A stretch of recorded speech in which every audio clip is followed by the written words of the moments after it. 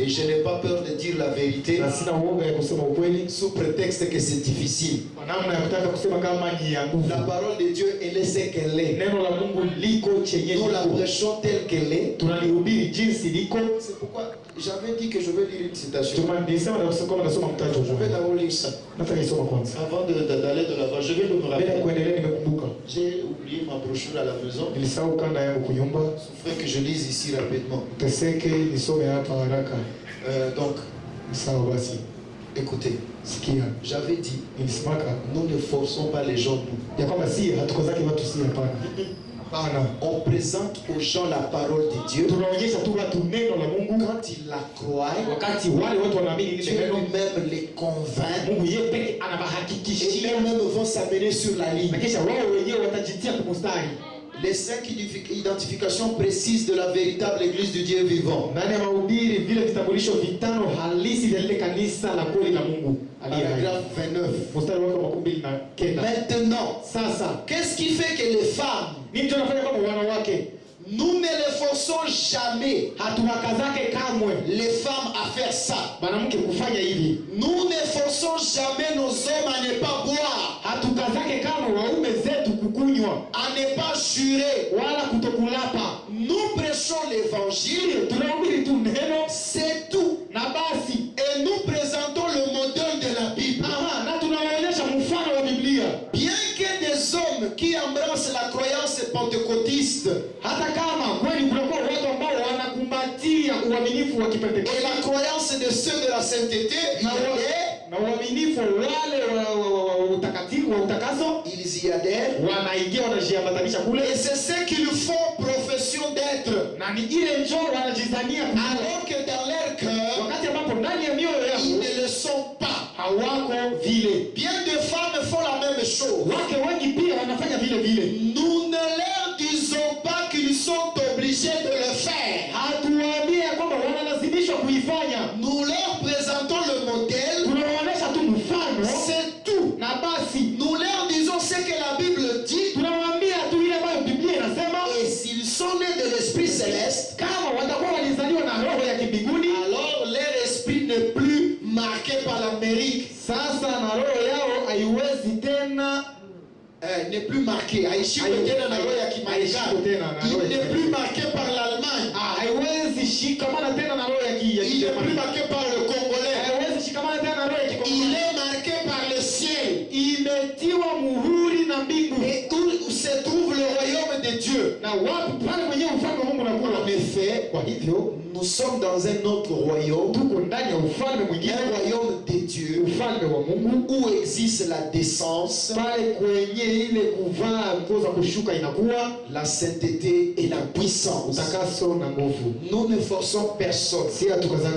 C'est pourquoi moi je n'ai pas peur de dire les choses, parce que les gens diront que non frère, ça c'est difficile frère. Moi c'est pas mon problème. Dès lors que c'est écrit, et c'est fini. Et moi je ne fais que répéter. Revenons ici. Elihu le 4e.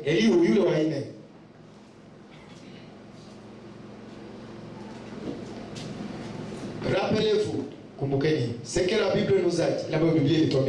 Dans Joël 2, 25. Je restaurerai tout ce que les animaux ont mangé. Je restaurerai cela en 4 phases. 1. La justification. 2. La sanctification. 3. Le baptême du Saint-Esprit. Et 4. L'adoption.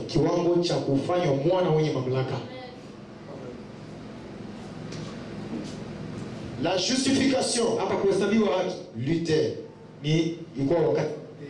La sanctification. Wesley. Le baptême du Saint-Esprit. La Pentecôte. L'adoption. C'est Élie. William Marion Branham. Malachi 4.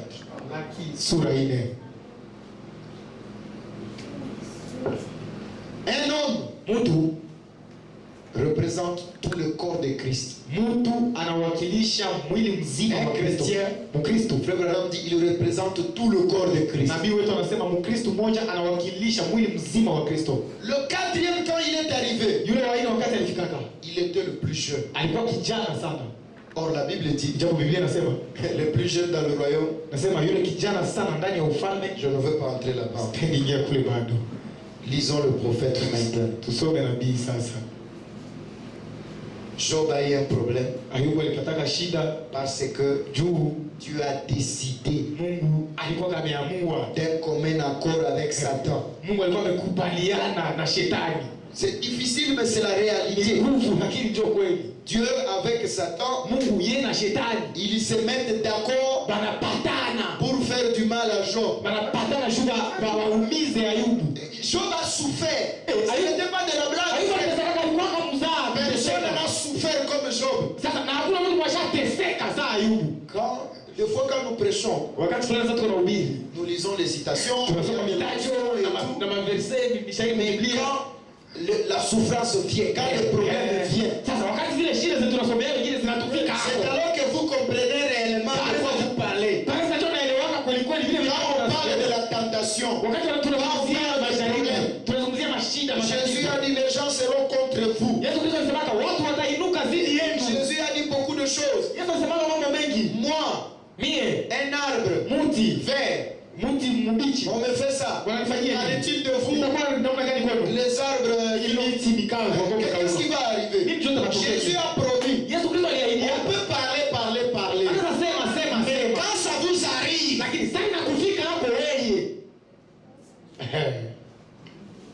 c'est là que vous saurez réellement est-ce que vous connaissez Dieu ou pas.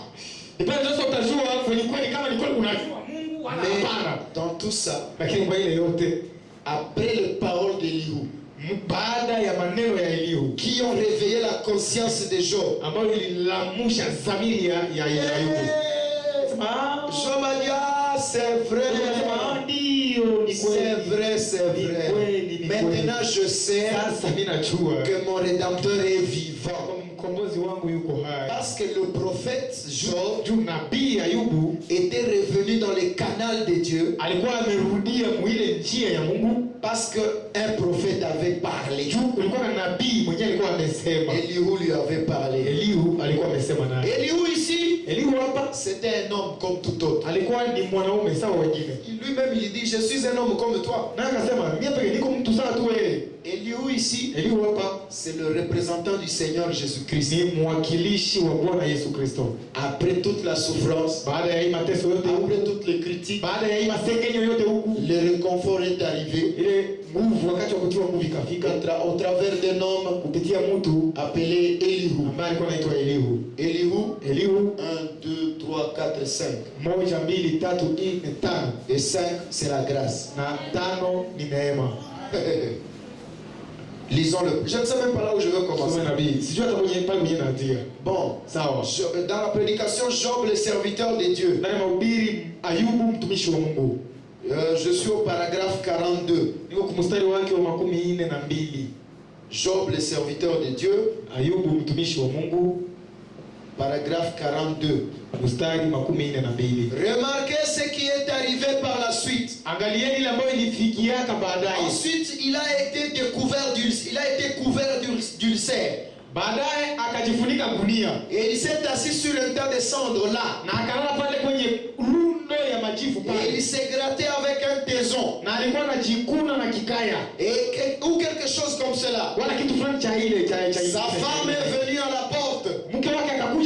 Tous ses amis étaient partis. 3 membres d'église sont venus. Ils lui ont tourné le dos pendant 7 jours. Pendant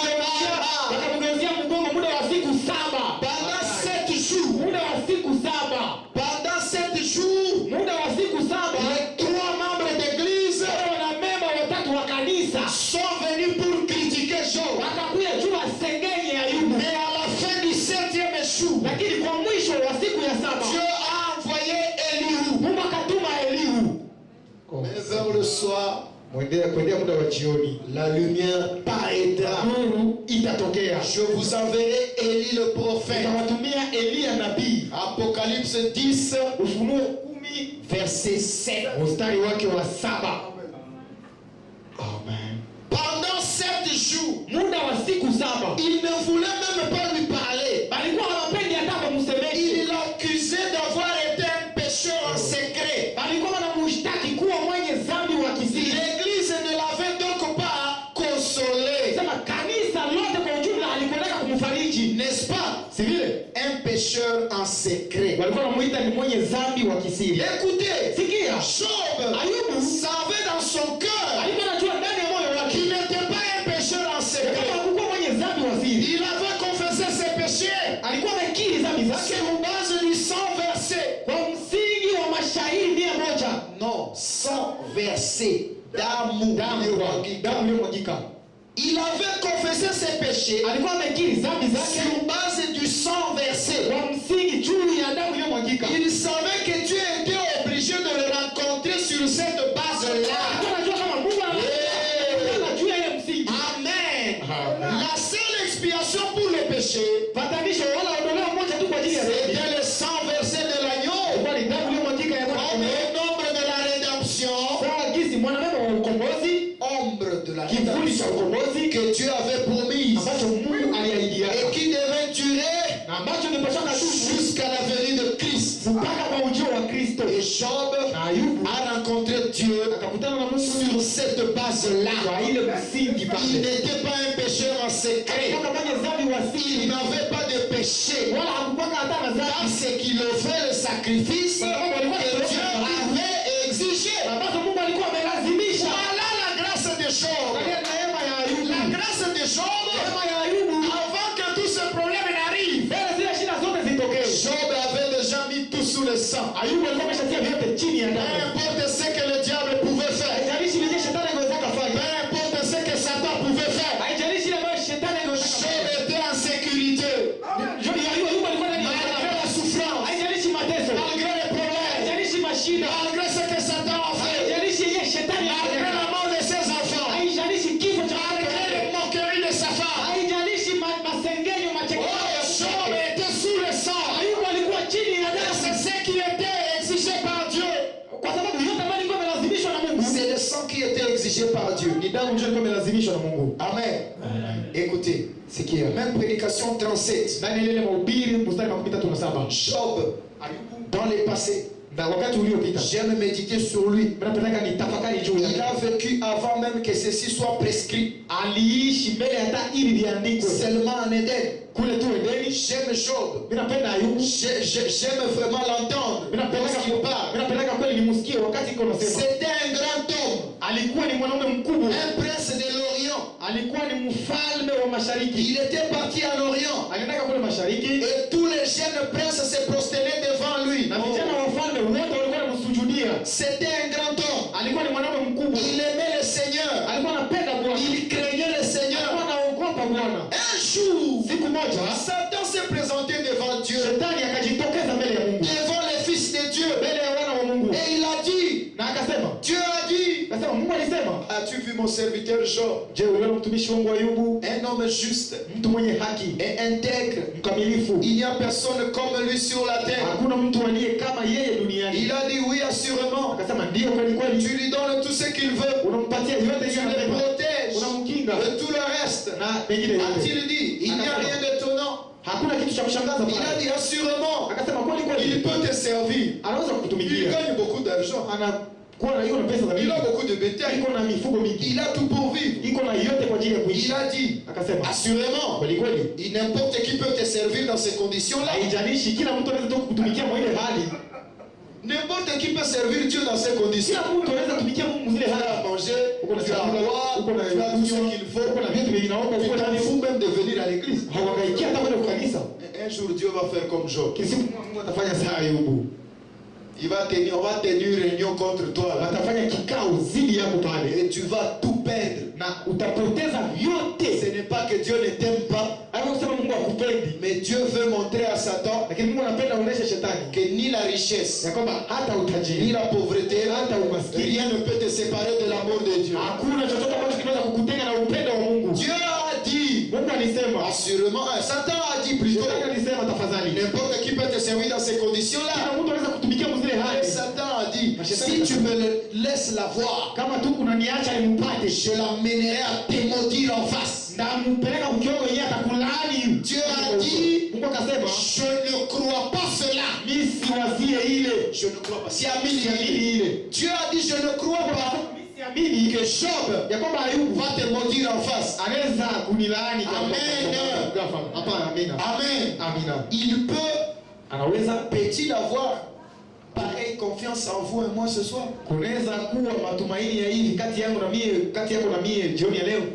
Je ne crois pas cela. Il a dit, il est entre tes mains. Dieu le livre entre les mains de Satan. Mais ne touche pas à sa vie. Satan est descendu dans un tourbillon. Et il a détruit toutes les granges. Il a consumé tous les bétails et les chevaux et tout. Et Job, étant un homme de bien, un croyant en Dieu, la seule voie qu'il avait pour s'approcher, c'était par l'Holocauste, par effusion du sang de l'agneau. Ainsi donc, il avait beaucoup de fils et de filles. Oh, il ne savait donc pas. Étant quelqu'un qui avait des moyens, il achetait des choses comme cela dont les jeunes ont besoin. Il ne savait pas si ses enfants avaient péché ou pas. Mais il a dit,